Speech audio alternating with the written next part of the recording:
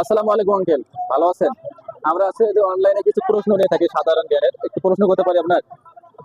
বুড়া মানুষ ভাই সমস্যা নাই, জানি আমার বাবা আপনার মতো। আচ্ছা, আপনার বাসা কোথায়? খানাপাড়া কলেজ গাইবান্ধা জেলা। আচ্ছা, গাইবান্ধা জেলার আগে কি নামে নামকরণ ছিল? ভবানীপুর। Thank you. আর তিনটা প্রশ্ন করবো, দুইটা যদি পারেন ছোট্ট একটা গিফট আছে আমাদের মধ্যে থেকে। সেটা হচ্ছে, আরেকটা হচ্ছে যে এই বাণিজ্য মেলা কত তারিখে উদ্বোধন হয়? মানে বলতে পারবেন না? আরেকটা বলবো যে গাইবান্ধা এই যে বাণিজ্য মেলার সম্পূর্ণ নামটা কি? বাণিজ্য মেলার সম্পূর্ণ নাম কি? জি, বলতে পারবেন?